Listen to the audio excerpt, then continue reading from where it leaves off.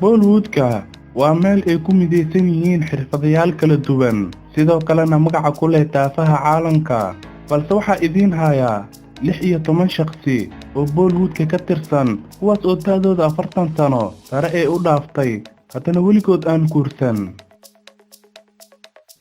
Ekta Kapoor waa gabadhan.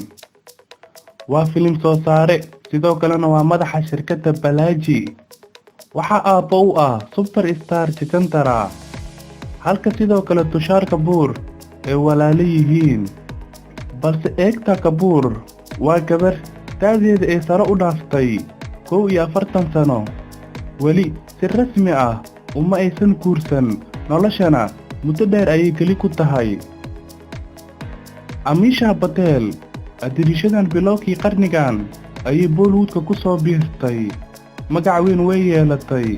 Haatan xidigtan 40 sano ayay jirtaa, waana adirishada ugu caansan Bollywood-ka, haddana aan la guursanin. Uday Chopra waa jilaa iyo filim soo saare, kana tirsan qoyska awoodda badan reer Chopra. Uday weli ma uusan guursanin, inkastoo da'diisa 43 sano sare ee u dhaaftay. Uday sanadihii ugu dambeeyay waxay xiriir jecel wada wadaagayeen Nargis Fakhri, haddana weli guur ma aysan ku wada heshiinin. Tabu qof uma maleyso inay tahay 45 sano jir. Quruxleedan 24 sano ka badan fanka Hindiya ayay ka tirsan tahay, weli ma aysan helin qof calafkeeda noqon lahaa. Rahul waa curudka superstar-kii Vinod Khanna oo dhowaantan geeriyooday.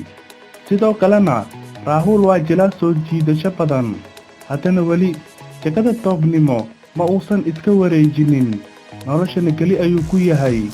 Manish Malhotra waa nashqadeeye caan ah, mar walbana diyaariye labiska jilayaasha rag iyo dumarba markii ay filimada jilayaan. Haddana weli Manish Malhotra ma uusan guursanin, inkastoo 50 sano da'diisa gaartay. Karan Johar waa filim sameeye iyo soo saare awood badan ku leh Bollywood-ka, qof walibana saaxiib la ah, laakiin wuxuu ku guuldareystay inuu nolol gaar ah samaysto. Karan haatan da'diisa waa 45 sano jir, dhowaan 2 carruur oo mataano ah ayuu aabbo u noqday, waxaana loogu dhalay bacrimis. Rahul waa jilaagan, waana jilaa door walba samayn karo, sidoo kalena aan la boonbooninin. Muddo dheer ayuu Bollywood-ka ka tirsan yahay, balse weli waa toob, asagoo haatan da'diisa sii cagacagaynayso 49 sano jir. Daawadayaal, la socda qaybta labaad, waxaana ugu horeeyo Salman Khan oo hadda da'diisa sare u dhaaftay 51 sano jir.